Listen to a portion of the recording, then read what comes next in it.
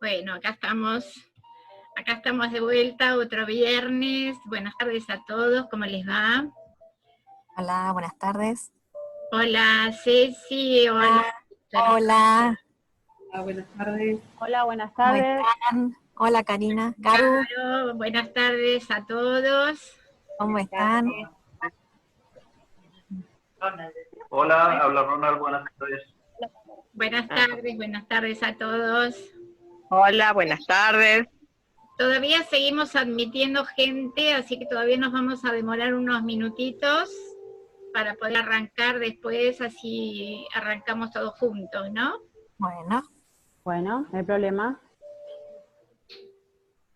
Esto es así complicado, o simple a la vez, unas situaciones nuevas que vivimos este año, ¿no? Sí, Hoy tenemos un equipo fuerte, aparte del equipo de AIX, que está siempre trabajando. Hoy tenemos como invitadas especiales a la doctora Cecilia Serrano, a la licenciada Carolina Marcús y a la licenciada María Fernanda Rodríguez. Realmente un honor para todos poder compartir este encuentro y poder charlar y bueno, hacer un ida y vuelta con todas las cosas que esta temática que estamos viendo hoy es tan importante, ¿no es cierto? Que tiene que ver con el arte. Yo al principio les fui pasando, los que fueron entrando, mientras que estamos en la sala de esperas, un pequeño videíto que teníamos armado nosotros, un PowerPoint en realidad, que tiene que ver con todo lo que es la prevención y el arte en la salud. Y mayormente fueron actividades que hemos hecho con Cecilia, en diferentes lugares, en el CEMIC, en PAMI, acá en el Milstein. Así que bueno, pero vamos a arrancar con Caro Marcus. Carolina es psicopedagoga. Preséntate vos, Caro, que así los demás pueden escuchar bien y vos vas a sintetizar, porque si tengo que leer un currículum me voy a llevar un montón de tiempo. No, bueno. Sí, le pido a todos que por favor cierren los micrófonos, así no hacemos interferencia con nadie, y en la medida que quieran hablar, lo abren, ¿sí? Así que bueno, Caro, adelante. Bueno, buenas tardes a todos. Gracias, Nora, por la invitación y un placer compartir con tu equipo y con las colegas que van a hablar en un ratito. La verdad, un placer. Bueno, algo sintético. Yo soy psicopedagoga, como profesional de base psicopedagoga y después especialista en arte terapia, formada en la Universidad Nacional de las Artes, y también soy ilustradora, hago ilustraciones para libros sobre todo.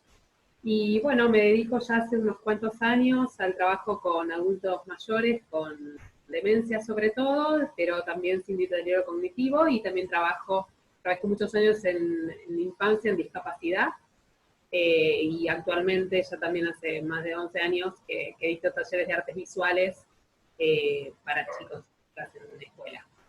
Así que bueno, es como a nivel sintético. Así que bueno, cuando quieras, Norita, arrancamos. Tengo para compartir pantalla y si en el medio es una muy breve presentación, sobre todo para introducir las intervenciones psicopedagógicas desde el arte terapéutico y sobre todo en la población de personas mayores con demencia, ¿sí? Dale, arranca, ya tienes pantalla.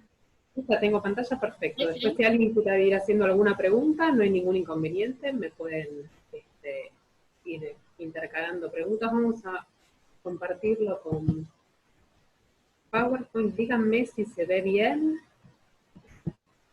Perfecto. ¿Sí? ¿Se ve bien? Sí, bueno, sí. entonces vamos a hablar sobre las intervenciones psicopedagógicas desde arteterapia.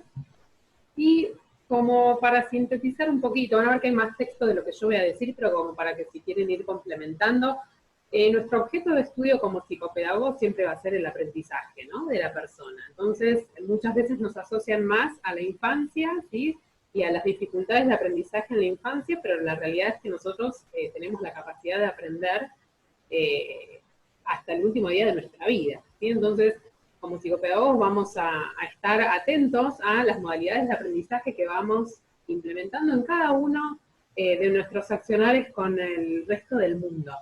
Entonces, la psicopedagogía especializada, sobre todo en personas mayores, va a tratar todo lo que tiene que ver con lo que conocemos actividades de la vida diaria, ¿sí? Con lo cotidiano, pero no en general, sino específicamente de cada una de las personas con las que vamos a ir trabajando, ¿sí? Partiendo desde su contexto, su ambiente, tanto su ambiente en su vivienda, ¿sí? Como del resto de sus roles, ¿sí? En su vida diaria.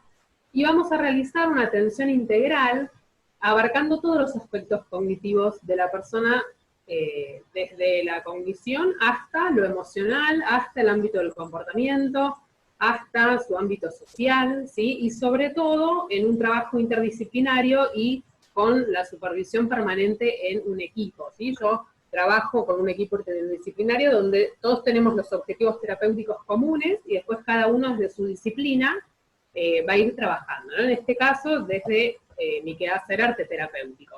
Una breve definición con la que yo acuerdo bastante y la que me siento muy identificada es con la de Eva Marxen, que es una psicóloga psicoanalista española, arteterapeuta, y que habla sobre la arteterapia como una forma de psicoterapia que utiliza los medios artísticos como medio de comunicación primario, y resalto las palabras desde el despliegue creativo de la persona, vinculándolo con los aspectos sanos y respondiendo a objetivos terapéuticos.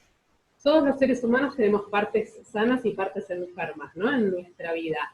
Entonces, desde lo artístico vamos a apelar a ese despliegue creativo desde los aspectos sanos, lo que conservamos, lo funcional, ¿sí? Y es una disciplina del área de la salud que me parece súper importante resaltarlo, porque tiene que ver con esto, con vincular a la persona con aquellos aspectos sanos y porque los objetivos son terapéuticos y no son pedagógicos, ¿sí? Como cualquier otro tipo de taller de arte, si se quiere. Entonces, eso sería lo fundamental.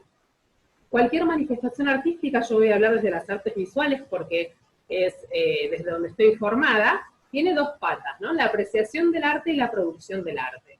Entonces, nuestro accionar en estas dos patas es muy diferente y las áreas cerebrales implicadas en las dos partes también son diferentes, ¿no? Entonces, acá aparecen dos fotografías de dos pacientes mías. La primera es en una visita, las dos pacientes tienen Alzheimer, y es una visita al Museo de Bellas Artes, ¿sí? Donde yo selecciono primero qué muestra vamos a ir a observar y a visitar, y sacamos fotografías para después retomar esas fotos, ¿sí? Y ahí trabajamos descripción de obra, apreciación de obra, y en la segunda es ya en el momento de la producción propiamente dicha, en la elaboración de una obra plástica o producción plástica, ¿sí? Algunos objetivos terapéuticos, no los voy a leer todos de la disciplina de arteterapia, yo resalto los principales, ¿sí? Que tiene que ver con conectar al sujeto con su identidad y los aspectos sanos, que antes más o menos lo dijimos, estimular y mejorar el rendimiento cognitivo, mejorar habilidades motoras, reducir la ansiedad, mejorar el estado anímico y autoestima, estimular el lenguaje simbólico y semántico, apelar al despliegue creativo, beneficiar la interacción interpersonal dentro del dispositivo grupal, y por supuesto, uno de los mayores beneficios de arteterapia tiene que ver con que queda un producto que trasciende en el tiempo, ¿no? Permanece en el tiempo, con lo cual siempre podemos volver a esta obra producida que seguramente traiga a la memoria diferentes sentimientos y sensaciones del momento donde se produjo esa obra en especial. Yo les traje, como para que veamos, el recurso fotográfico, que ya hace unos años forma parte del equipo de fotografía terapéutica argentina, y desarrollé este dispositivo con la población con Alzheimer. Entonces podríamos hablar que la fotografía y el acto de fotografiar vincula tiempo, espacio y movimiento, que justamente en las demencias esto estaría alterado, y tiene que ver con congelar el presente para en un futuro recordar algo del pasado, ¿no? Esto es algo que Álvaro Luna, que es un fotógrafo de Málaga, define, ¿no? En el campo fotográfico, que me parecía que era una frase que resumía todo lo que es necesario estimular en este tipo de población. Algunos de los beneficios de la fotografía, sobre todo que tiene menor resistencia en producir, ¿sí? No es lo mismo ofrecerle a alguien que saque una foto a ofrecerle a alguien que dibuje o pinte algo, ¿sí? Uno queda menos expuesto. Sin embargo, la producción artística permanece en el tiempo, ¿no? En un caso la fotografía, en otro caso un dibujo o una pintura.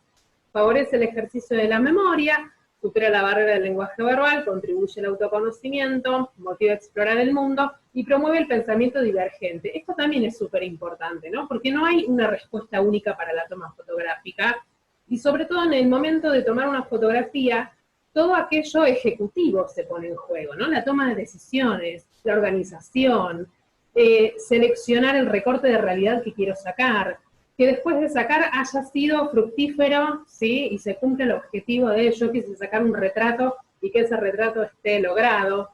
Y acá me interesa que quede claro que no vamos a formar fotógrafos ni vamos a formar artistas visuales, ¿sí? Acá estamos usando la herramienta del arte con objetivos y fines terapéuticos, y no con fines artísticos en sí para después vender esa obra, si se quiere, ¿no? Para que sea arte de galería. No estamos pensando en eso, estamos pensando en poder mejorar la situación de esta población. Este fue el proyecto fotográfico que se llamó Venecia, que no lo voy a desarrollar para no demorarme y las colegas puedan hacer su exposición. Esta paciente actualmente tiene 93 años y fue una de las pocas que accedió al manejo de la cámara reflex. La cámara reflex pesa bastante, ¿sí? Entonces también estos pacientes tienen una postura poscaída, ¿no? Que se llama, que están encorvados también, y cuando tienen un objeto que hay que prestar atención, en este caso a la cámara, quizás la postura se encorva un poco más, entonces hubo que trabajar también desde lo motor. Y la propuesta en este proyecto tenía que ver con utilizar 3 cámaras fotográficas simultáneas, con que los residentes fotografíen a sus pares, era la consigna, y el gran desafío era que puedan identificarse en la fotografía, ¿no? Porque ha pasado en proyectos anteriores que se olvidaban del momento de la toma. Entonces, acá registramos el momento de la toma, y se pudo proyectar en pantalla el momento, ¿no? Donde ellos eran fotógrafos, y entonces así poder reconocerse. Acá hay algunas fotos del dispositivo grupal, donde se proyectaban las fotos en la pantalla. En estos momentos era uno de los pasos del proyecto, que era el manejo de la cámara. Probablemente los pacientes con Parkinson eran los que más elegían el trípode, ¿sí? Pero no necesariamente tenían que tener este diagnóstico. Y estos fueron los dípticos con los que íbamos trabajando, ¿no? El señor en el rol del fotógrafo y la foto que sacó al lado, ¿no? Entonces ahí podían reconocerse ellos como protagonistas y como autores de esas fotografías, ¿sí? Si yo le muestro solamente la foto que sacó, probablemente él ya no hubiese recordado que sacó esa fotografía. Y para la evolución, ¿sí? Y esto comentábamos el otro día con la licenciada Fernanda, nosotros tomamos un dibujo de la figura humana antes del proyecto y al mes de haberse implicado en la toma fotográfica, ¿sí? O sea, cómo cambió esa figura humana después de un mes de sacar fotos de parado, de sentado, de pedirle a sus pares que se pongan en tal o cual posición, ¿sí? Entonces vemos ahí cómo ha cambiado, se ha enriquecido, si se quiere, la figura humana. Recordamos que son pacientes de mayor de 80 años y con diagnósticos de demencia, sobre todo tipo Alzheimer.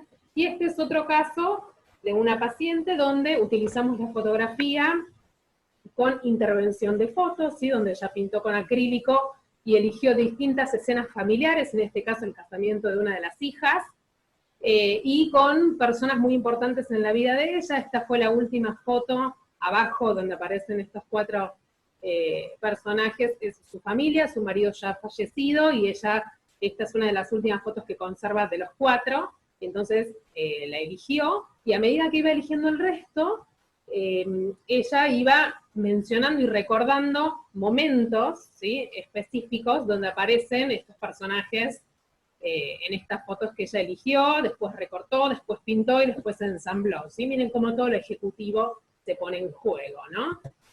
Y esta fue otra obra también, un políptico, ¿sí? Formado por 4 bastidores, que la tituló Vivir, Amar, Reír, una, digamos, autobiografía, una línea de tiempo autobiográfica que le llamo yo, ¿no? Donde, bueno, fue eligiendo distintas fotos a lo largo de toda su vida, y distintas palabras en revistas que simbolizaban y un poco sintetizaba cada una de esas etapas, ¿no? Y por otro lado, eligió muchas plantas y flores, porque ella formaba parte de la Asociación de Horticultura Argentina, y entonces le era muy significativo que esto apareciera en su obra, ¿no?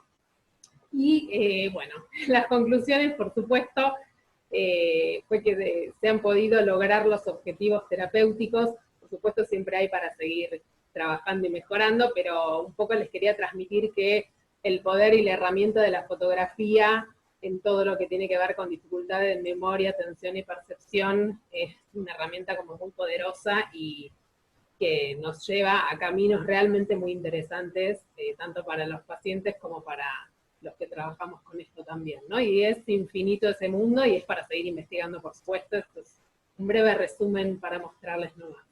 Así que bueno, me parecía que mostrando por ahí esto, les podía también aportar algo desde esta óptica.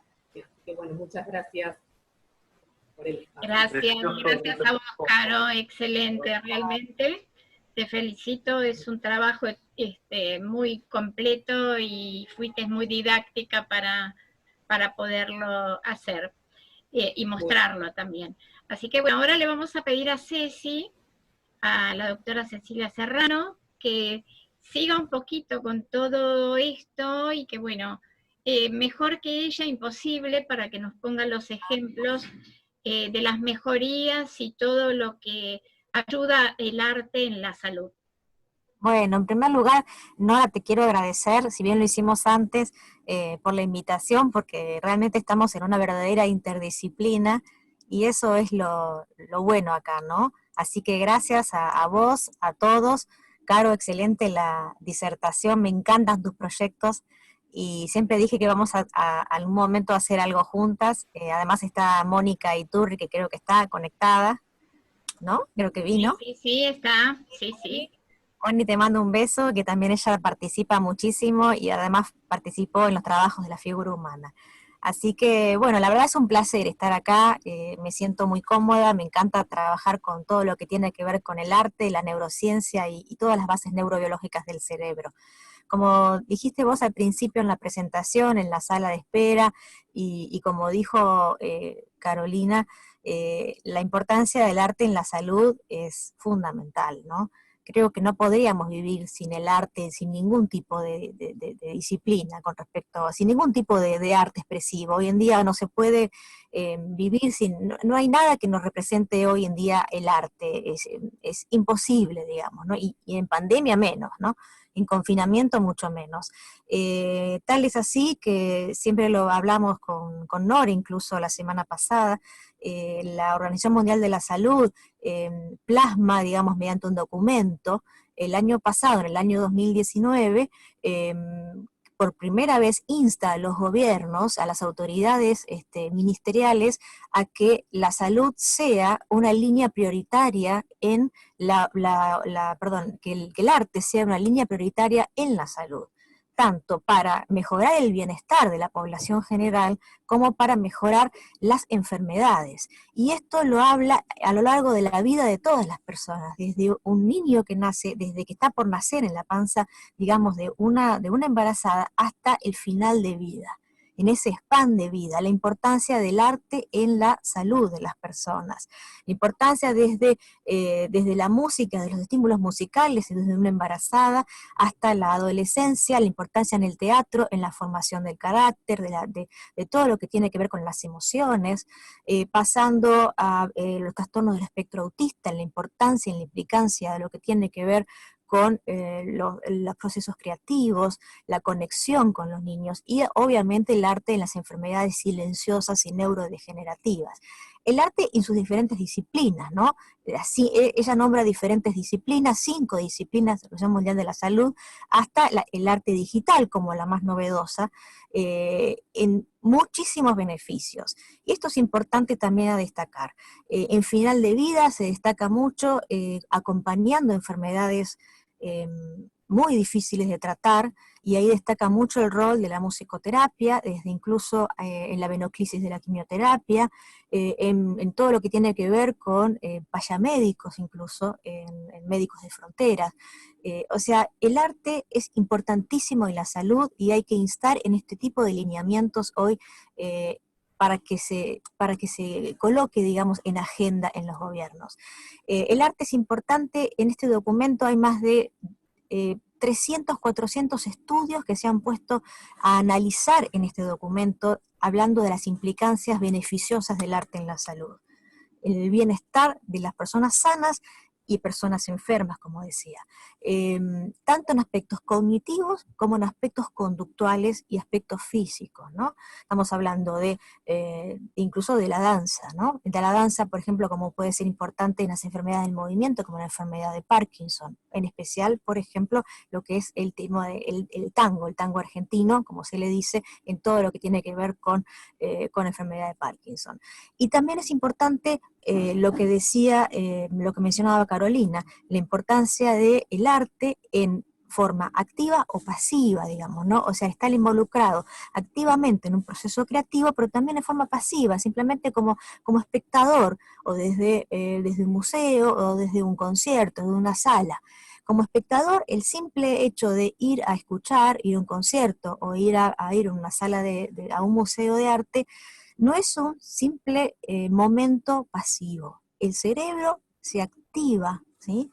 De una manera simultánea y modular, sincrónica, simplemente al percibir o al apreciar el arte, por ejemplo.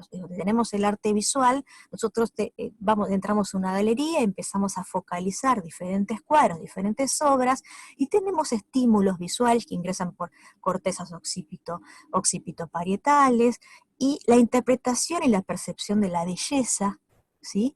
que tiene un nombre, digamos, en la neurociencia, que es la neuroestética, que es la estética de la interpretación de los aspectos estéticos del arte, y se involucra toda la estructura prefrontal. Y eso lo hacemos simplemente con un fenómeno pasivo. Si a eso le aplicamos música, por supuesto implicamos toda otra estructura que tiene que ver con el procesamiento auditivo, que ingresa por otras cortezas, ¿sí? Si a eso le aplicamos ritmo, ingresamos por otro movimiento, el áreas del movimiento, el cerebelo, los ganglios de la base. Es decir, todo este tipo de procesamientos y en paralelo activan las áreas cerebrales de una manera muy particular. Entonces es beneficioso simplemente la actitud pasiva. También es importante los estudios del arte cuando uno ve y ve la literatura hacia atrás, sobre todo desde el año 2000 en adelante.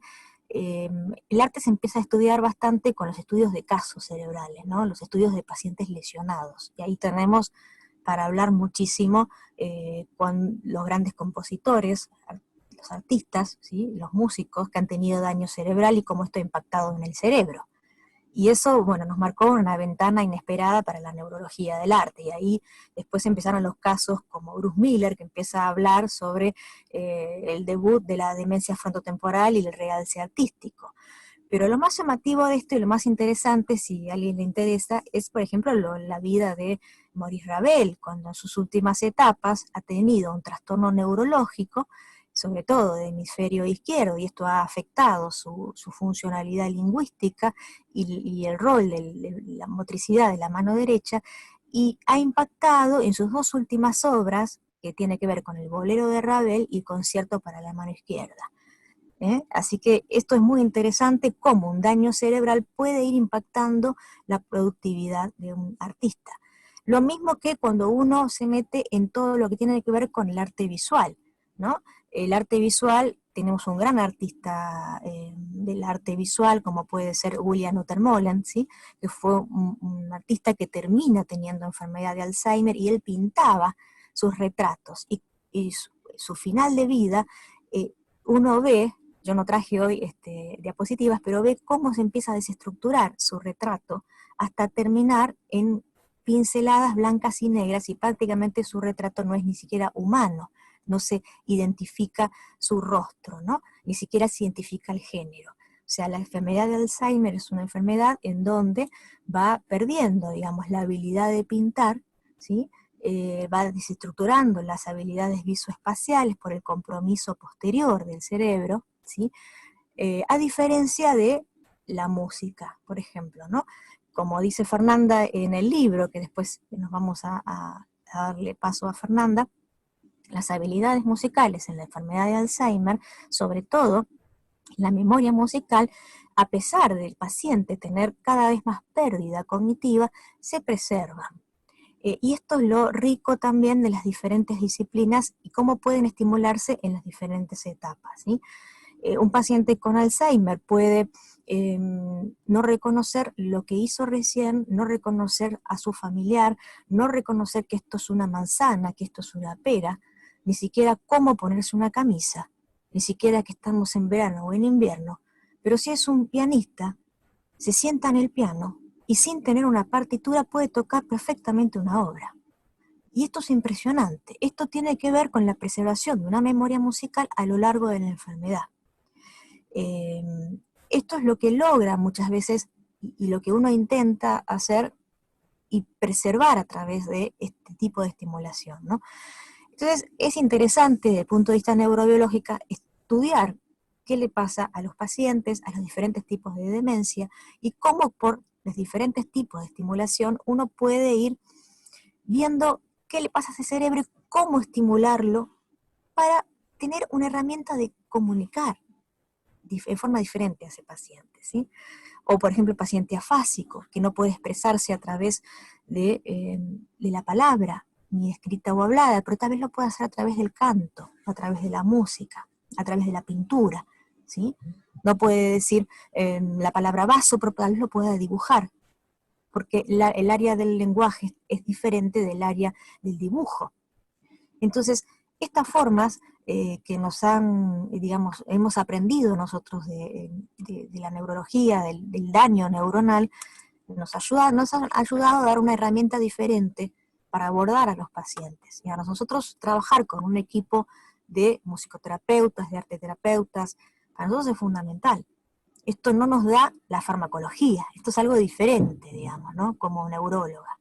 Así que esto es muy interesante. Después, últimamente, por supuesto que ahora con el auge de los estudios por imágenes, tenemos la posibilidad de estudiar el cerebro de un sujeto sano, en donde uno agarra un músico, lo coloca en una resonancia funcional y estudia todas sus funciones cerebrales. Eso también es fabuloso, en donde podemos estudiar dónde están sus centros de la creatividad, dónde están los centros de interpretación de la música, de la percepción, ¿sí? Entonces, en los últimos años hemos descubierto dónde están las áreas cerebrales en cerebros sanos, digamos, y cómo el cerebro de un músico se lateraliza más a la izquierda, las habilidades musicales, cuando los no músicos son a la derecha. Es decir, el arte a nosotros nos ha aportado muchas herramientas a los neurólogos y su estudio cada vez más, ¿no? Y es muy importante para abordarlos día a día en el consultorio. A nosotros nos da unas herramientas impresionantes, ¿no? Así que quería eso compartirlo y bueno, decir muchas veces que se ha demostrado que la intervención con cualquier tipo de disciplina mejora desde lo cognitivo, procesos atencionales, procesos de atención selectiva, atención sostenida, la concentración, funciones ejecutivas, como dijo Caro, funciones visoespaciales, y al focalizarlo, digamos, muchas veces baja lo que tiene que ver con ansiedad, con irritabilidad, con esa sensación de bienestar que le da el estar focalizado y que algo le salga bien, sensación de libertad y de expresión, ¿no? Y eso redunda en mejorar calidad de vida y mejorar la sobrecarga en el cuidador. Esos son los beneficios que se han visto en todos estos trabajos de arte. Así que bueno, eso quería compartirlo con ustedes. Bueno, Ceci, gracias. Realmente importantísimo la mirada tuya desde la ciencia y desde la parte neurológica, ¿no? Bueno, y le vamos a pedir a Fernanda ahora que nos cuente un poco qué es lo que ella hizo y trabaja en su libro. Bien, pedí compartir pantalla, ¿se ve? Ahora, ahí está. ¿Sí? Sí, sí, ya está listo. A ver, no la veo yo la pantalla. A ver. Sí, está, ¿eh? Ah, bueno. Tenés que agrandarla. Ahí va.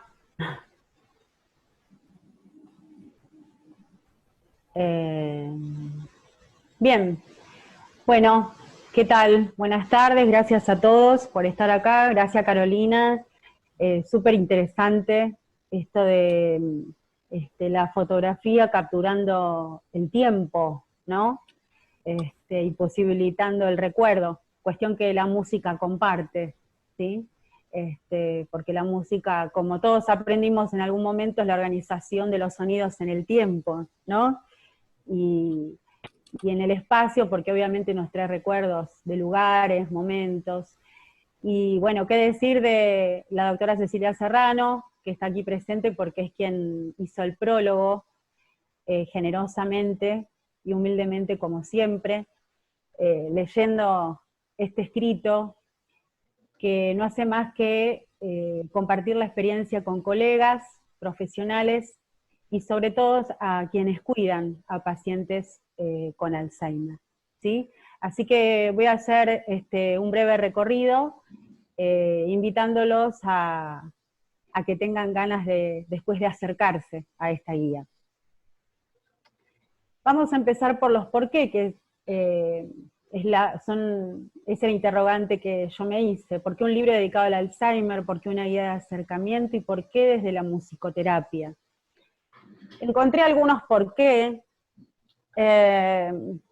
Estadísticamente, la población va envejeciendo y con ello se incrementa la prevalencia de enfermedades que dependen de la edad dependientes. Una de ellas es el Alzheimer, ¿sí? Cada 3 segundos en el mundo se diagnostica a alguien con el diagnóstico de demencia y de Alzheimer. El tiempo pasa, nos vamos poniendo viejos, y esto es así. Estamos viviendo más tiempo, queremos seguir soplando las velitas, queremos que nos digas que los cumplas feliz, aunque sea en pandemia, como me va a tocar a mí, y no somos los mismos, ¿sí? No somos los mismos. Y esto es interesante porque al vivir más, todo lo que tiene que ver con los programas de salud se enfrenta con adultos mayores que concurren a estos centros de salud, ¿sí? Pero con otras posibilidades, ¿sí? Entonces, los viejos modelos, ¿se acuerdan de la nona, de Pepe Soriano, Mamá Cora, que solo se movía, se iba caminando, y con una marcha muy deteriorada, acá está en la mecedora, confundida, y entonces, al acrecentarse, el aumentar la expectativa de vida, la pregunta es, ¿cómo es la calidad de esos años vividos? Cada vez hay gente con más edad. Y esto que supone un desafío para los profesionales de la salud, ¿sí? Cada vez hay más médicos que son médicos gerontólogos, así como existe la especialidad de pediatría. Es necesario, y fue necesario para el sistema de salud, crear la especialidad de gerontología. Yo he realizado una de esas especialidades, pero existe el médico gerontólogo, ¿sí? Porque los procesos que suceden a nivel físico, clínico, neurobiológico y cognitivo son propios de esta edad, como lo fueron en la adolescencia, entonces necesitábamos de una especialidad. ¿Y qué pasó cuando estos adultos mayores empezaron a estar más activos, luego de la jubilación quizás? Pensemos que los primeros proyectos que tuvo PAMI para los jubilados, que por entonces se llamaba la clase pasiva, era estar jugando a los dados, estar sentaditos, tejiendo un dominó, que nadie se mueva, así nadie se cae, ¿sí? Bueno, yo puse los talleres de UPAMI, las unidades abiertas para adultos mayores, donde se realiza un encuentro muy rico intergeneracional. Yo he tenido la oportunidad de concurrir y de realizar trabajos en mi especialización de gerontología, y lo interesante es que quizás el nieto se encontraba con el abuelo que iba a estudiar a la universidad, ¿sí? Es decir, salimos de la clase pasiva para ahora estar dentro de una clase activa, y esto obviamente supone un desafío, y Cecilia debe conocer, Nora también, este lugar. Esto que decía yo, las charlas, encuentros, ¿sí? El adulto mayor quiere saber, es curioso, está ávido de que le brindemos actividades. Entonces, más allá del consultorio, los adultos mayores tienen derecho a participar de una vida social y cultural. Y esto es muy interesante porque ha hecho que los centros de salud se conviertan en lugares participativos. Ellos mismos, cuando yo tuve la experiencia de trabajar en el Hospital Milstein, decían que no sentían que iban al centro de salud cuando estaban enfermos o se sentían mal. Iban para pasarla bien, lo sentían como un centro cultural y como un club, donde era grato ir, no iban simplemente por un turno, por algún déficit, ¿sí? O por algún malestar, ¿sí? Esto es en el centro Milstein, en el CPPR, donde estuvo Milo Lockett realizando para el Día del Alzheimer un mural hermosísimo que quedó dentro del hospital, donde participaron participantes, la doctora Serrano me invitó, y bueno, el símbolo que eligió Milo para el Día del Alzheimer fue el elefante, por la memoria del elefante, y el mural se llamó Recuérdame. Y está en el medio de un centro de salud, en el medio de puertas, consultorios. Digo, este cambio en demográfico, en el incremento de la expectativa de vida, nos ha sorprendido y todos tuvimos que aprender que los adultos mayores demandan, quieren saber.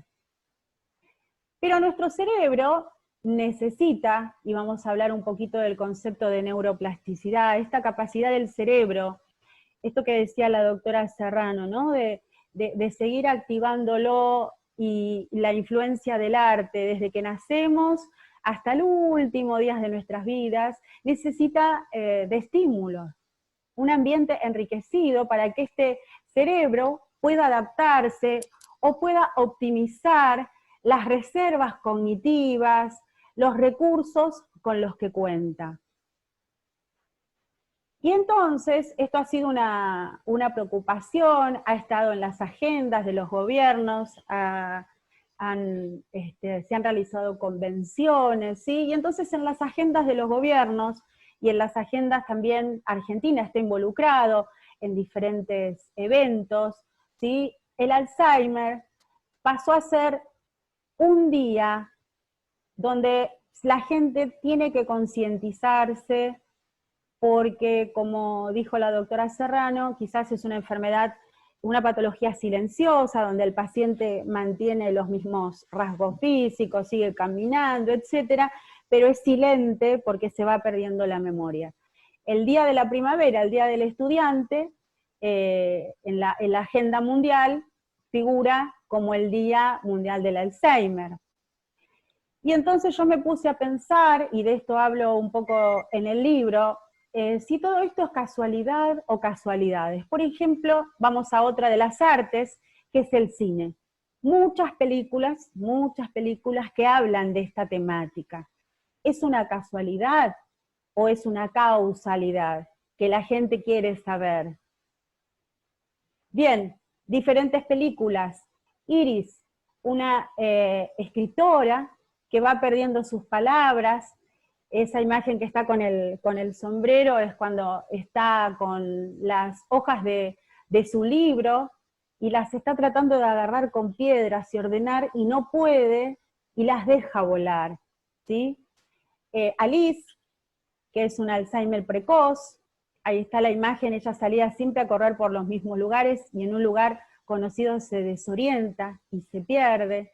Y las otras imágenes es de la película ¿Y tú quién eres?, ¿sí? Donde la nieta se hace cuidadora principal. Allí en la foto, en el extremo superior, le están haciendo el mini mental al protagonista, y la nieta trata de soplarle las respuestas, ¿sí? Y lo difícil que es, por eso en el libro también, hacia el final, dedico un capítulo para los cuidadores, ¿sí? En Iris, el marido cuida a su mujer, Alice es con un Alzheimer precoz, más joven, y trata de dejar recursos preparados, se graba, ¿sí? Hace listas, etcétera, para tener que el familiar tenga menos carga. ¿Y tú quién eres? La nieta se hace responsable, y el médico en una escena le dice, por más que tengas todo el amor, todo lo que lo ames a tu abuelo, vas a necesitar de ayuda, ¿no? La ayuda de alguien que esté formado. Bien, esto es muy interesante, Bicicleta, Cuchara, Manzana, que es de Pascal Maragall, quien fue presidente de Cataluña, ¿sí? Y se entera que tiene Alzheimer y permite, y aquí tuvo mucho que ver su esposa, que filmen durante todo su estadio, ¿sí? Durante todo el avance y el transcurrir del Alzheimer. Fue premiado con el premio Gaudí a la mejor película documental, y todo lo recaudado se destinó a la Fundación Maragall para continuar y ampliar investigaciones para el Alzheimer.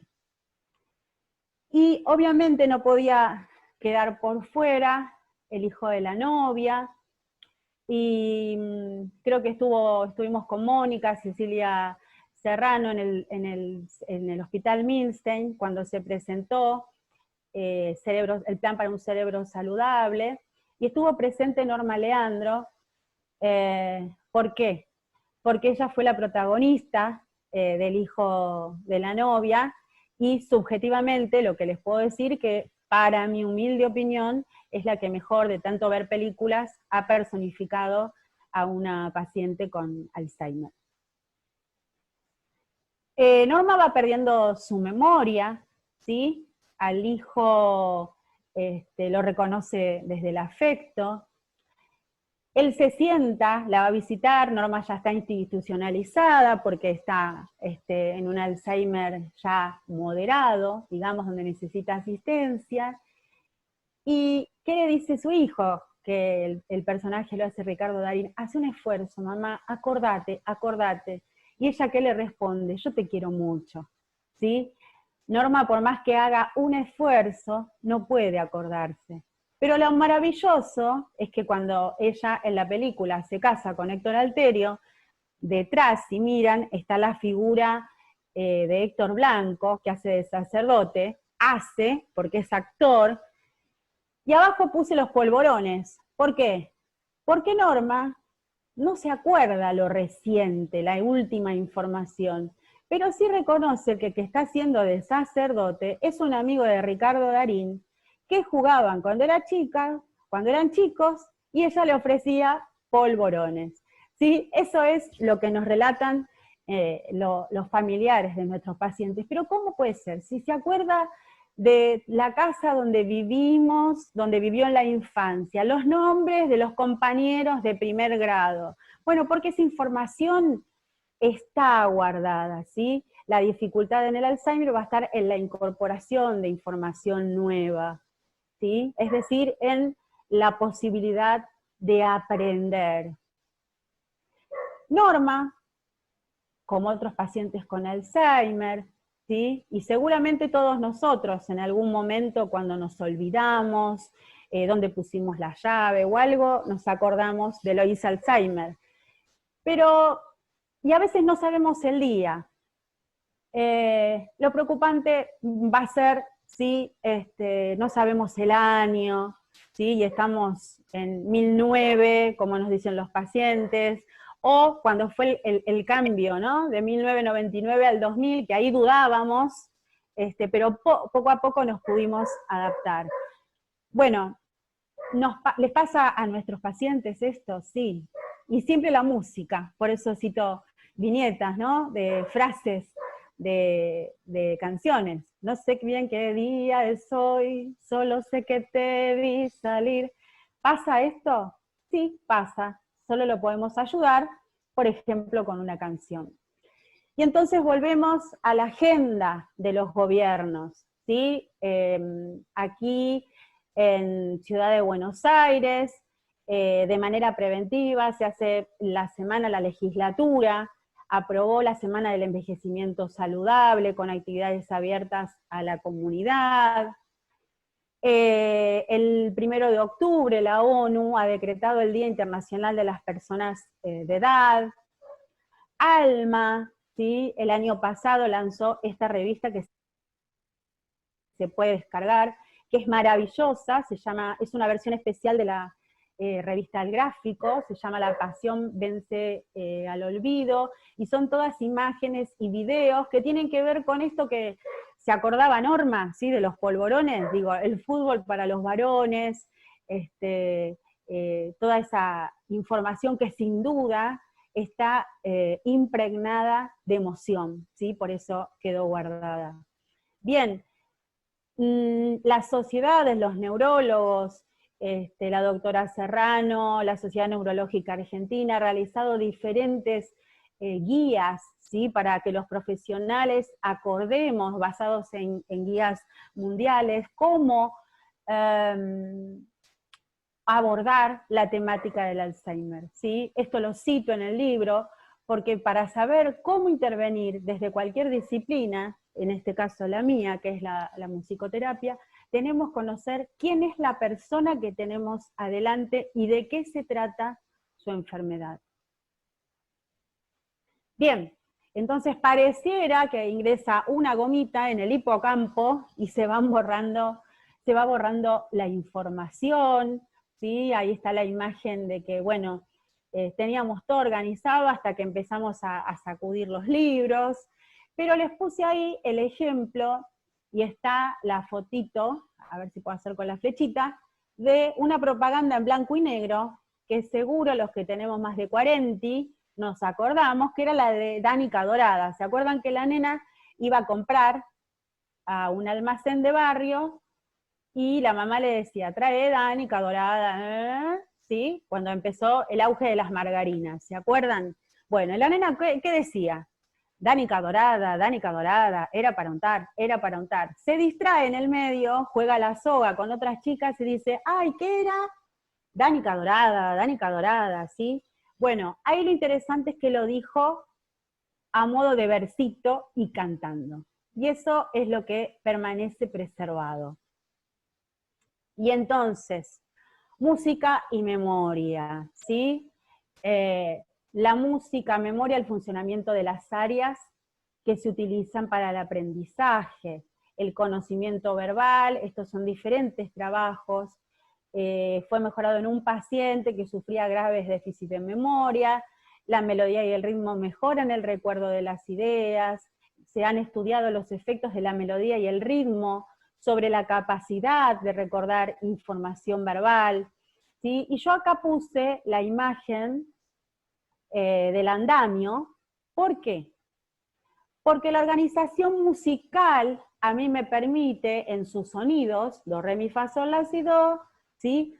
Acotar y organizar la información. Nosotros tenemos el abecedario, fonemas, muchas combinaciones, pero si yo las organizo en el marco de los sonidos, en una melodía, organizados en el tiempo, con un ritmo, estoy acotando todo el universo a sonidos organizados en tiempo y espacio. Por eso puse el andamio, ¿sí? ¿Qué es el andamio? Lo que sostiene para que no se caiga, ¿sí? Bien. Existen técnicas específicas, en el libro Desarrollo, las técnicas de la musicoterapia neurológica, que en el último tiempo, como decía la doctora Serrano, y el otro día en una charla que hacíamos para YouTube, conversábamos que hace algunos años no teníamos información de lo que pasaba con el cerebro, con la música, la memoria musical, y ahora sí tenemos esa información. Y entonces la musicoterapia neurológica ha podido desarrollar, a partir de investigaciones, técnicas específicas que fueron probadas en diferentes patologías. Entre ellas, y para el Alzheimer, el entrenamiento mnemotécnico musical. ¿Sí? Y esta frase, en esto de ordenar y organizar la información, me la dijo una paciente, que creo que está la hija por ahí, en el Zoom la vi: cantame que así puedo, si no me pierdo y no entiendo nada. Clarísimo. La música le permitía organizar, la música le permitía focalizar, sostener la información, porque la música es lo último que se va a perder junto con la emoción, perdón. ¿Por qué? Porque es una capacidad innata con la que nacemos, ¿sí? Nacemos con el sustrato neurobiológico, con las posibilidades de decodificarla sin que nadie nos diga esto es música, marcar con el pie, movernos, ¿sí?, al ritmo de la música. Luego vamos a citar, no podía dejar por fuera, que lo hablo en el libro, y esto es más específico quizás para profesionales de la salud y sobre todo colegas, este cuadro que parece complejo, que es de la doctora Isabel Peret, que ha desarrollado cómo se procesa la música. Hace muchos años esto teníamos como intuiciones de lo que sucedía, y ahora esto a los musicoterapeutas nos ha ayudado muchísimo para tener intervenciones. Aquí en el medio tenemos el lexicón musical. ¿Qué es el lexicón musical? El archivo donde tenemos todas las canciones, ¿sí? Se le puso lexicón en analogía con el lexicón fonológico, que es donde están todas las palabras. Simple lo voy a explicar. Si yo voy por esta vía, quizás yo le digo, cánteme, dígame canciones de acá, Palito Ortega. Nada. Quizás el paciente no encuentra, porque tiene que ir a la línea semántica, a esa categoría, canciones, Palito Ortega, ¿y quién es? Pero si yo le canto o le facilito la melodía de... ¿Sí? ¿Qué pasa? Se produce este análisis, el paciente lo decodifica, llega acá y aparece la letra, ¿sí? ¿Y por qué puse acá café? Porque esta es una breve viñeta que cuento en el libro, de que una paciente me esperaba después de la sesión con un café, me hacía brownies, tortas, etc. Y el marido, cuando terminamos de trabajar, se iba a la otra parte de la casa, al living, a descansar. Ella lo llamaba y le explicaba, ¿no?, la frase larga: venía a tomar el café con la licenciada, que ya terminaste de trabajar. Bien, cada vez me decía, ¿ves? No me hace caso, ¿ves? No se puede, ¿y qué hacemos? Entonces le digo, a ver. Y entonces yo simplemente lo que hice fue ponerle intención, la emoción que lo convoque. ¿Qué dije? Café, café, calentito el café, que es como conocemos por lo menos los porteños, que se vende el café en las calles, los vendedores ambulantes. Inmediatamente el paciente me dijo, café, café, calentito el café, salió de esta posición hacia adentro introspectiva, vino caminando, y luego le expliqué a la esposa que justamente con el lenguaje nosotros compartimos en la música la organización del tono y la organización de un tiempo. Yo en este momento les estoy hablando de esta manera, o cuando contamos un cuento a los chicos, ¿sí?, que exageramos la prosodia, porque la prosodia, ¿qué transmite? Emoción e intención, y es lo último que se va a perder en un paciente con Alzheimer, ¿sí? Y todo se vuelve retro. Vieron que es la moda retro, el canal retro, etc. Pero yo voy a hablar de otro aspecto de lo retro, ¿sí? Y después le voy a pedir su participación a la doctora Mónica Iturri, porque frente a un posible derrumbe que podemos decir de que parece que el mundo se viene abajo cuando dan el diagnóstico de Alzheimer, ¿es posible edificar? Sí. Y tenemos que saber qué ladrillos vamos a poner. Uno de ellos va a ser la música. Existen diferentes escalas de funcionalidad que miden aspectos cognitivos, funcionales, que nos dan cuenta de la base de la enfermedad de Alzheimer, que los tenemos en cuenta cuando realizamos la evaluación de un paciente. Por eso les decía retro, y estaba el Pacman, pero voy a hablar de retrogénesis, ¿sí? ¿Qué quiere decir esto? Que las escalas, esta que estaba recién, que se llama GDS, ¿sí? Que va del 1, de la ausencia de alteración, al deterioro cognitivo muy grave, va a ir en sentido inverso a cómo lo adquirimos. ¿Se acuerdan del querido Jean Piaget, que hablaba de los estadios? Desde lo más sensorial, desde lo motor, a lo más abstracto, lo más analítico, lo lógico. Entonces vamos a perder de lo último adquirido a lo primero que se adquirió, ¿sí? Y entonces, esto fue de gran inspiración para mí, y la doctora Serrano tuvo la gentileza de conectarme con la doctora Mónica Iturri, que realizaron este trabajo interesantísimo. Mónica, si querés participar, por favor, si estás presente. ¿Está por ahí? Hola, ¿me escuchan?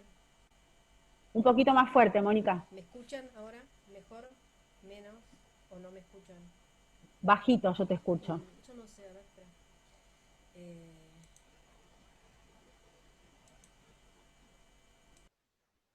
¿Mejoró o no? ¿Mejora? ¿No? Sí, yo te escucho, bueno, no sé los demás. No, primero es un placer estar en este encuentro. Felicitarte por tu... Muy bajito, Mónica, trata de hablar más fuerte. Bueno, primero que es un placer estar con ustedes, escuchar esta ponencia hermosa, felicitarte, Nora, por estos encuentros, estos espacios, en este tiempo que propones, felicitar a María Fernanda por su producción en el libro, que lo hace tangible para poder todos seguir aprendiendo, a Ceci Serrano, que siempre aprendemos día a día con todo lo que nos comenta. Y bueno, de lo que yo tengo que hablarles con respecto a retrogénesis y enfermedad de Alzheimer, con respecto a través de la figura humana, fue justamente esto que se impone ahora, que creo que es comenzar siempre a percibir a quien tenemos enfrente trabajando, diagnosticado o en proceso de diagnóstico, de que es una persona. Yo creo que eso muchas veces en los ambientes profesionales, aunque nos parezca mentira, quienes vivimos hace muchos años, muy chica empecé a estar en el ambiente hospitalario, a veces es como que se olvida. Olvidamos que el que tenemos enfrente tiene afectaciones de memoria y que se manifiestan con diferentes formas. Siempre me llama la atención cuando a veces incluso los profesionales de diferentes áreas se enojan con los pacientes porque se olvidaron de alguna indicación. Entonces yo digo, pero suena muy loco, pero ¿a qué cerebro le estamos hablando? Según la afectación.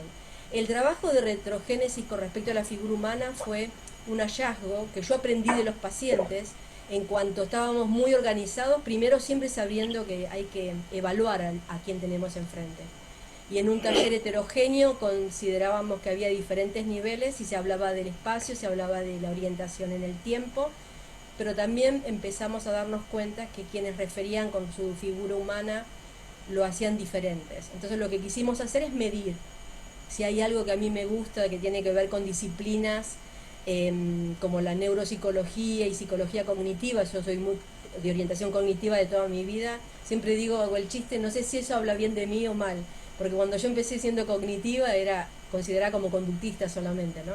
Y justamente es todo lo contrario, creo que soy constructivista, me interesa muchísimo la conducta y el acto de la voluntad, que creo que es función ejecutiva, ¿no? Pero iba esto, notaba que personas perdían algunas de las partes que referían de sus cuerpos y otras no, y lo que hicimos fue proponer desde un método científico, ver si era azaroso o si podíamos encontrar alguna correlación y asociación para poder trabajarlo. Y así fue que empezamos a encontrar y nos ubicamos a partir de los aportes teóricos de la doctora Serrano la posibilidad de conceptualizarlo desde la retrogénesis. Así que me parecía que era un aporte importante, pero remarcando sobre todo la importancia de la futura lectura que esto tiene para las futuras intervenciones y que haya adherencia. Creo que lo que diferencian los profesionales que tienen adherencia con sus pacientes a NOT tiene que ver con este concepto integral del paciente como persona. Y no nos importa el lenguaje por donde podemos comunicarnos y escucharnos. Creo que ahí es donde se hace la luz, sea por la música, sea por la imagen, como decía la fotógrafo, que captaba los momentos que son inconmensurables para ellos, y sentirse persona, no importa el canal, lo importante es darle prioridad e importancia desde ese lugar. Así que bienvenida a la interdisciplina, seguir trabajando, tenemos mucho por trabajar, todas las intervenciones que no son farmacológicas, estamos siempre en letra chica, ¿no? Y por ahora hay que seguir trabajando, no bajar los brazos, y me parece que la importancia de la escucha, la palabra, el procesamiento de la información a través de la imagen, de fotos, habla de nosotros, no son temas menores. Y seguir la interdisciplina, como yo digo a veces, no considerándonos como elementos dentro del equipo interdisciplinario médico, sino que somos profesionales que podemos dar aportes altamente significativos para beneficiar la calidad de vida del paciente, de sus cuidadores, de sus familiares, y darle un valor agregado a la parte médica también. No decimos que se conviertan en psicólogos, pero que nos dejen trabajar. No sean fotógrafos, pero que nos dejen trabajar con ellos. Y el paciente va a salir beneficiado y todos como efecto dominó. Así que bueno, felicitarte por tu trabajo y felicitarlos a todos, que yo aprendo mucho todo el tiempo también. Gracias. Gracias. ¿Sabes? Te quería hacer un aporte. Vos sabés que los estudios de la figura humana, de retrogénesis, fueron propuestos por Barry Reisberg, que fue el creador del GDS, ¿no? Que estadificó los estadios evolutivos de la enfermedad de Alzheimer. Y cuando sale toda esta figura y el tema de la retrogénesis, fue un boom, porque primero que fueron unos trabajos espectaculares, pero lo que no gustó en la sociedad en ese momento, estamos hablando de los 90, lo que no gustó era que fue comparado como un niño a un adulto mayor. Entonces, eso fue lo que chocó, entonces fue dejado de lado ese tema. Pero no por los aportes científicos de lo que significaba el concepto de retrogénesis, sino por cómo lo podrían tratar al adulto mayor homologándolo a un niño. Por eso fue dejado un poco de lado estas cosas, que después obviamente con todos los derechos del adulto mayor que fue adquiriendo y con toda la parte de la ética en lo que tiene que ver con el adulto mayor, las enfermedades degenerativas, todo lo prodrómico, se fue obviamente volviendo a retomar el tema. Pero eso fue una pena, porque en los 90 fue dejado de lado por este tema. Bueno, Cecilia, perdón, yo hablo de eso, ¿no? En el libro, de avanzar con cuidado y el respeto por el adulto mayor, porque hizo un recorrido. Total. ¿Sí? Y en algunos casos sabe lo que perdió, claro. ¿Sí? Y qué podía hacer, ¿sí? Entonces, hay uno de los capítulos que se llama Avancemos con cuidado, y utilizo la palabra de no infantilizar. Nosotros sabemos esto, ¿sí? Pero sabemos que hubo un proceso de adquisición que se va perdiendo. No es como el niño que va dando pasos por el estadio avanzando. Bien, y avanzo un poquito más para ir finalizando. Oliver Sacks no podía estar ausente. Iba a decir que la música es una de las pocas armas que tienen los terapeutas para hacer frente al avance del Alzheimer, porque las habilidades musicales están, ¿sí? ¿Qué hacemos nosotros los musicoterapeutas cuando vamos a los domicilios? Que generalmente, generosamente, quienes gustan de trabajar y están convencidos, tienen la convicción de trabajar interdisciplinariamente, me llaman o me escriben un mail, como lo es la doctora Serrano. Sacamos el bandoneón del estuche, abrimos el piano y abrimos la sala del piano que estaba cerrada, porque todo es tomado en pasado. Bajamos el violín, ¿sí?, del ropero, y si en alguna vez en esa pareja, en ese matrimonio, en esa casa, estuvo la música, y puse el chamamé, porque esto me lo dijo un paciente, un cuidador, un familiar que cuidaba a su esposa, cuando dábamos un curso para un laboratorio, me dijo, le hice caso, puse un chamamé, y ella me miró como me miraba siempre, y entonces nos encontramos, ¿sí? Entonces a veces cuando vamos a los domicilios o recibimos en el consultorio, hay indicaciones muy sencillas, como vamos a escuchar estos vinilos, estos CDs, estos cassettes, y sobre todo cuando voy a los domicilios, abramos las ventanas, ¿no? Como que ya no necesitamos la luz, está todo en silencio, y como dijo la doctora Serrano, el acto de percibir música en el cerebro ya provoca una activación y se sale de esa pasividad, ¿sí? Y en musicoterapia es posible porque, y esto se los voy a dejar con puntos suspensivos para quienes estén interesados se encuentren las posibles respuestas o aproximaciones en el libro, las habilidades musicales van a tener otro proceso diferente al déficit o a la caída de las funciones cognitivas, ¿sí? Para eso los musicoterapeutas debemos conocer cómo son los estadios de las adquisiciones de las habilidades musicales, para saber evaluar al paciente y en qué estadio está. El aplauso espontáneo va a estar, por supuesto. La curiosidad frente a instrumentos, sí. La manipulación, el estar frente a un instrumento que sea llamativo y motivarse y manipular un objeto nuevo va a estar. Ni hablar del trabajo en grupo, todos juntos sincronizando, con todo lo que implica cerebralmente la sincronización, el escuchar al otro, y es algo que como especie vamos a tener siempre conservado, ¿sí? La sincronización.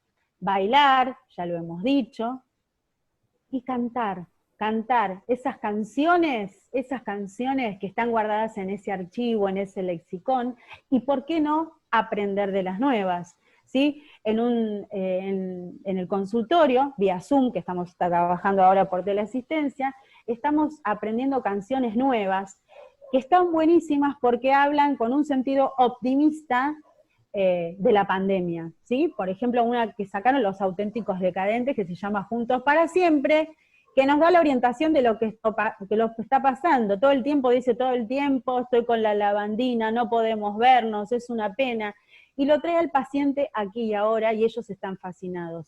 ¿Y aprenden? Sí, la aprenden. Bien, y entonces, para estar cerca de ustedes profesionales, de ustedes que tienen un familiar, de ustedes que son amigos, y siempre en algún momento vamos a tener cerca a alguna persona con deterioro cognitivo progresivo. Este libro, que salió hace poquito, y gracias a Nora Giordano y a la doctora Serrano, te agradezco también a Carolina tu participación, me han permitido estar aquí hoy con ustedes. Y miren qué interesante esta frase de Cicerón. No todos los ancianos se convierten en dementes, sino aquellos que no mantienen el interés por las actividades físicas y mentales. La importancia del arte, la actividad física, y lo que decíamos hace un ratito yo, el cerebro necesita un ambiente enriquecido. Si estoy en silencio, a oscuras, y no pasa nada alrededor mío, la neuroplasticidad que está comprobada, la flexibilidad del cerebro, la creación de nuevas redes, no va a ser posible. Sobre todo, respeto y buen trato a las personas mayores. Muchísimas gracias. Bueno, Fernanda, excelente. Realmente tenemos un equipo de lujo hoy, hermosas las 3 exposiciones, realmente es una alegría poderlo compartir con ustedes, hay un montón de agradecimientos. Rosana, ¿querés leer alguno de los chats que pusieron? Sí, cómo no, sí, son todos agradecimientos, por ejemplo, siguen llegando.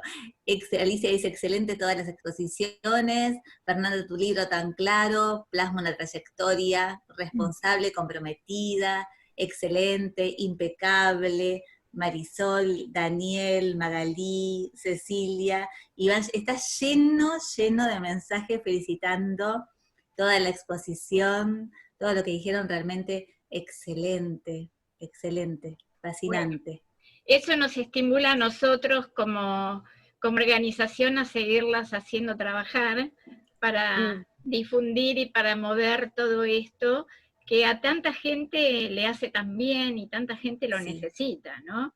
Incluso hay muchísimos que no saben cuántas cosas podrían llegar a estar haciendo por su familia, por un amigo, por un conocido, y simplemente a veces es hacerlo llegar. Como todos los viernes, cada vez que hacemos un encuentro, yo siempre digo, esta época de pandemia nos ha abierto una puerta más para poder comunicarnos, porque hay mucha gente que está fuera de Buenos Aires, hay gente de Chile en este momento, hay gente de Venezuela, hay gente de Tucumán, hay gente de San Luis, de Mar del Plata, o sea que si fueran... Costa Rica, realmente si fuera Uruguay también. algo cerquita. Ah, Uruguay. Uruguay también, sí, sí, sí. ¿Alguien más? Sí. ¿No dije? ¿Alguien más? A la gente de Alma, La gente de Ay, Alma, sí, sí, a Nora, qué placer. un beso a Nora Donofrio. un placer. Hola, buenas tardes. Un placer, Muchísimas Una pregunta. gracias. Está en Uruguay. comunicar El libro tuyo de de esta música manera. acá. Sí, A perdón. la gente de Gama, de Mar del Plata también está. Bien, sí, sí. Sí, Hicieron una pregunta, Nora, sí, desde Fernanda. Uruguay, creo. A ver. De Uruguay Sí, también. queríamos si tu libro está acá en Uruguay, si lo podemos comprar acá. Por ahora puede llegar la versión digital. Yo después les paso mi email, Lic María Fer, o se lo preguntan a Nora, que ya tiene mis datos. Y en estos tiempos de pandemia, las versiones digitales de los libros, que algunos necesitamos más el papel, pero bueno, en la lejanía ya está la versión digital del libro. Qué bueno, qué bueno. Perdón, ¿Cómo es ¿por el qué no lo costo? pones en el chat, Fer, el mail? ¿Cómo es Ah, el bueno. costo? Claro. Perdóname, Acá lo pongo. ¿cuál es el En costo el chat. de la parte digital? No tengo idea, ¿Cómo se maneja eso? ¿No sabes? no, pero les pongo Editorial Acadia. Es Editorial Acadia, escriben un mail Sí, y ellos les informan todo. ok, perfecto. Creo que escribí bien, sí. Sí.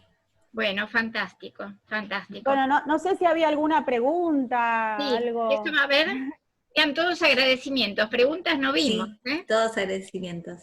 ¿Alguien más quiere compartir o participar con algo que les haya quedado a la mitad de responder? Lo que pasa es que fueron tan claras las exposiciones Sí. que, bueno, Edgardo me parece que está levantando la mano. a ver, Tengo una pregunta Sí. para Fernanda. Bueno, primero muy claro, muchas gracias por todo.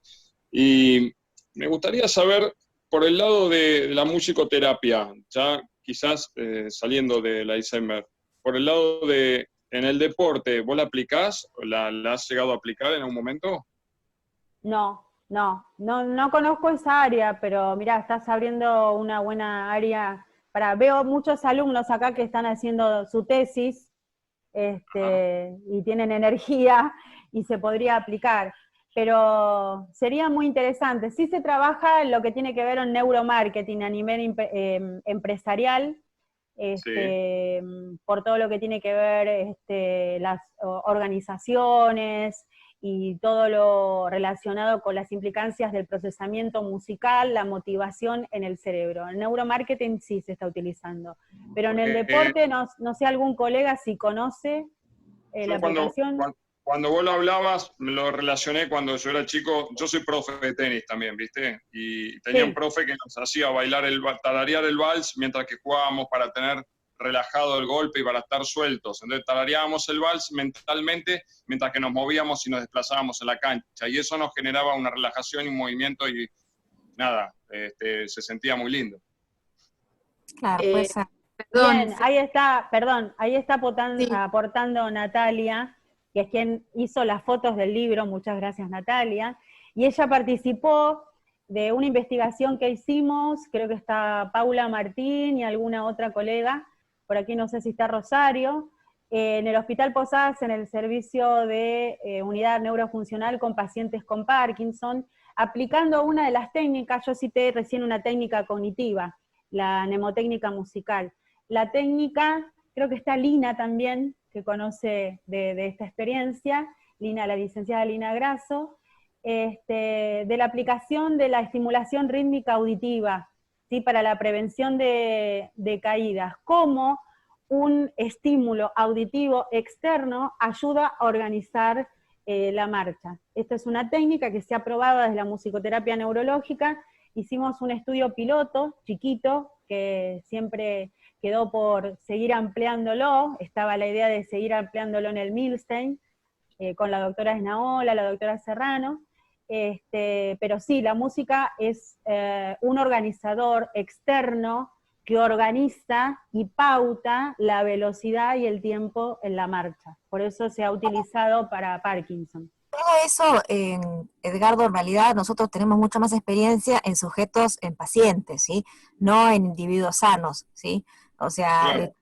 tiene que ver con lo que nosotros hablamos, básicamente yo soy neuróloga y trabajo con pacientes y ya con enfermedades. Todo lo que habla Fernanda es cualquier tipo de estímulo sensorial, sea auditivo a través de la música o sea visual, estimula los circuitos motores y los engramas en Parkinson, sobre todo en ganglios basales. También la marcha puede ser estimulada a través de estímulos visuales, Claro. a través de, por ejemplo, de luces en los caminos, ¿sí? O a través de caminos sinuosos, entonces vos lo vas estimulando, desde el sonido, de cualquier tipo de actividad sensorial. Eso es importante, hay que volver a reeducar los circuitos motores que involucran ganglios de la base, cerebelo, prefrontal, todas esas estructuras. Pero siempre nosotros trabajamos en patologías. Yo no tengo experiencia en personas sanas. Pero supuestamente debería implicar los mismos mecanismos neurobiológicos, ¿no? Deberías tener mejores Claro. resultados. Nuestra Claro. experiencia, precisamente, es en pacientes. Gracias, Cecilia. Gracias. No, de Gracias. nada. Bueno, Bien. yo también quería agradecerle a Mónica Iturri, a la doctora Mónica Iturri, que recién se escuchaba muy bajito, pero que todo eso que ella nos empezó a contar, seguramente que vamos a armar un encuentro para darle más detalles de toda esa investigación. Espero que te podamos comprometer acá en público, Mónica. Hola, sí, bueno, vamos a arreglar. Con gusto comparto la experiencia y siempre son bienvenidos y los invito al hospital si quieren venir, que estén en el Hospital Zubizarreta, que arreglen y podemos hacer algo en conjunto. Perfecto, Por favor, perfecto. También tenemos que arreglar el sonido. Sí. Con auriculares, si se lo saca debe estar mejor. Bueno, Sí, capaz que son los auriculares el problema, desenchufarlos, ¿no? Yo creo que sí. puede ser. A ver. Puede ser, tengo otros, pero ahora no los puedo cambiar. Bueno, no te preocupes, no te preocupes. Para la próxima los vamos a revisar antes. Dale.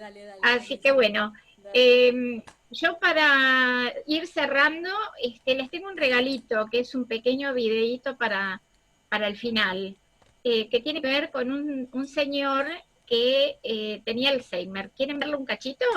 ¿Cómo no? Bueno. ¿Hay alguna pregunta más, como para no dejarlos a alguien con la boca cerrada? ¿Estamos todos bien? Bueno, vamos al videito. Espero no hacer lío y que me salga bien las cosas que estaba haciendo. A ver.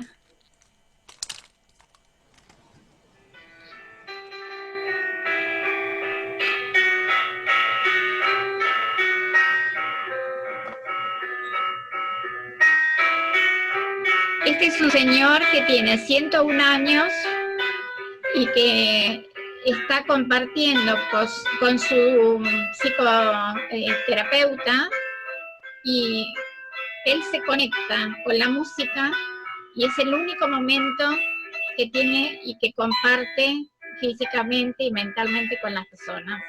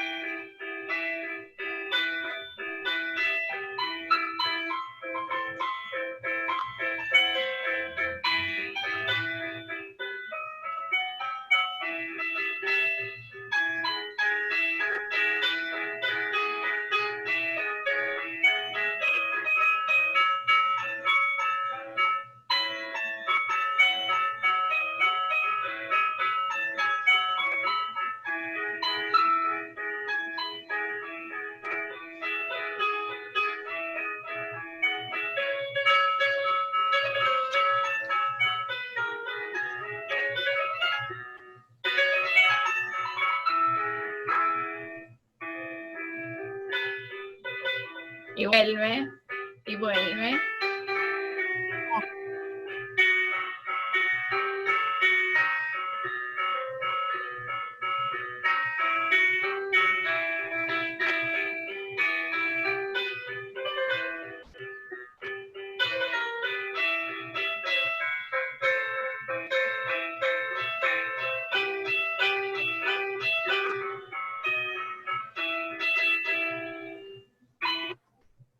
Bueno, creo que eso ya fue el regalito.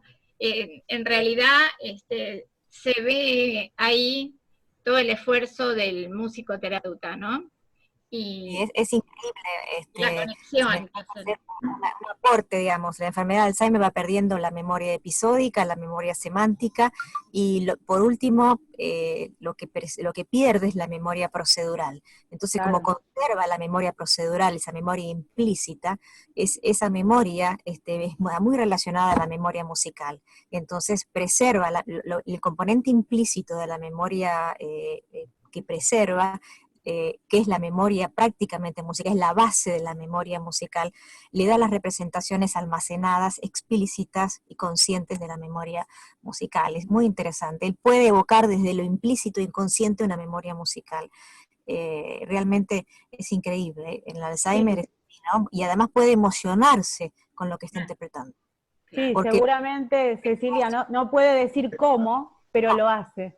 Porque esa memoria implícita, esa memoria procedural que está guardada en lo más profundo de las estructuras subcorticales del cerebro, está también relacionada a su sistema límbico. Entonces eso gatilla la emoción. Y lo que se genera profundamente desde las estructuras basales con emoción, siempre se recuerda más. O sea, es muy interesante lo que se genera desde adentro, desde lo procedural y desde lo emocional. Y eso con Mónica siempre lo vimos, siempre lo vemos, que los pacientes cuando uno gatilla el recuerdo desde lo explícito no lo puede gatillar, pero cuando uno se mete en la emoción, desde ahí sale. Totalmente. Sí, Eso, totalmente. uno le pega la vuelta a la estimulación hasta que ingresa en el punto emocional y ahí evoca. Y es lo que tiene la música, ¿no? Y la música preserva lo implícito, lo musical, y ahí evoca lo explícito. Es muy interesante. Qué bueno. Bueno, gracias, Nora. Gracias a Nora por la invitación, y queríamos saber, la pregunta para Cecilia, si hay algún libro o algo donde nosotros podamos repasar, porque has dado información muy interesante, porque nosotros somos músicos, trabajamos con la música y queríamos tener más base científica de estudios como la que tú has presentado. Queríamos saber si tienen algún libro o algo. Sí, nosotros, bueno, con Nora escribimos un libro de arte y cultura para la salud, en donde yo hablo un poco sobre la música. Después tengo también un blog que hablo sobre música y cerebro. Y después, si querés, te escribo por acá mi dirección de mail. Ahí todo es muy interesante. Vos sos músico, es muy interesante el cerebro del músico. Es muy interesante, ¿no? Que cómo se lateraliza la izquierda, digamos. Sí, es muy interesante. Son músicos nosotros trabajamos más con niños. Y en el caso personal mío, yo me estoy empezando a interesar más y quiero introducirme más en el mundo de la terapia, de la musicoterapia. Claro. Yo trabajo con niños, pero también trabajo en rehabilitación psicosocial con pacientes con esquizofrenia. Entonces me pareció sumamente interesante toda la parte del Alzheimer, que no lo tenía presente. Y como músicos conversábamos con él, que hacemos, nosotros trabajamos más en la parte como musical por ser músicos, pero a veces no tenemos conciencia de los aspectos del cerebro que estamos trabajando. El conocer la parte biológica nos aportaría para ajustar más las propuestas, hacerlas más certeras. En neuropsiquiatría y música hay un capítulo muy interesante porque reduce los niveles de irritabilidad y ansiedad y violencia, digamos. La música es muy interesante para lo conductual, los aspectos conductuales, ¿no? Sí, perdón, Cecilia, perdón. Dos cositas. En el libro hay un capítulo sobre adquisición de las habilidades musicales, esto que les puede interesar. Y otro punto es que en Uruguay está la carrera universitaria de musicoterapia, donde se pueden acercar. Acá también hay gente de otros países. La carrera es universitaria, es una licenciatura. Aquí está presente quien fue una de las coordinadoras, la licenciada Alicia Topper, de la carrera de la UBA. Y entonces, qué mejor que contar con profesionales universitarios graduados en esta disciplina, para poder asesorarse, les digo, a los músicos, y integrar conocimientos, ¿no? Y bueno, su interés obviamente es beneficioso para la población, pero quería destacar esto, que existe la carrera universitaria y profesionales formados en Uruguay. Sí. Sabíamos, sí. Esperamos entonces el correo para tener...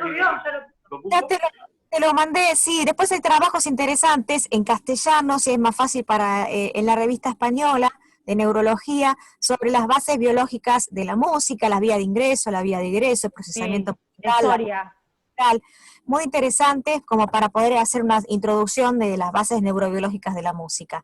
Y a veces hay pequeños resúmenes de las patologías más importantes, ¿sí? En adultos más que nada, ¿no? Bueno, muchas gracias. No, de nada. Bueno, gracias a todos. Vamos a ir cerrando, ya nos hemos entusiasmado hoy con la cantidad de tiempo, y aprovechando el espacio de hoy, quería invitarlos para el viernes que viene, al 14º encuentro de Creando Salud, en donde vamos a trabajar la importancia del arte durante la cuarentena, y los que van a ser invitados van a ser artistas específicamente. Van a hablar desde la parte creativa, no la parte científica más como la que están haciendo hoy. Así que vamos a hacer la contrapartida para la semana que viene, y vamos a ver, bueno, quiénes van a estar es sorpresa todavía. Así que bueno, los esperamos el viernes. Les agradezco muchísimo a todos. Agradezco a nuestro equipo también, porque acá están algunas de las chicas, está Betty, está Patricia, está Rosana, pero son muchas más las que están trabajando y no se ven, no están acá, no se les ve la carita, pero están poniendo su hombro para editar y para hacer todas las cosas. En la medida que va pasando el tiempo, todos estos Zoom están subidos a YouTube, así que ustedes ponen Creando Salud dentro de lo que es la institución y los van a encontrar. Les mando un abrazo grande, que tengan un hermosísimo fin de semana, y nos estamos viendo la semana que viene. Gracias, Caro, gracias a ti y gracias, Fernanda. Por favor, gracias, y gracias a todos por su tiempo. Gracias, muchas gracias. Gracias, Cecilia, Mónica, Carolina, Nora. Gracias. Un placer. Muchas gracias. Gracias a todos. Muchas gracias a las compañeras. Muchas gracias, Nora, desde Chile. Gracias. Gracias por estar desde tan lejos también, ¿no? Desde tan lejos y tan cerca.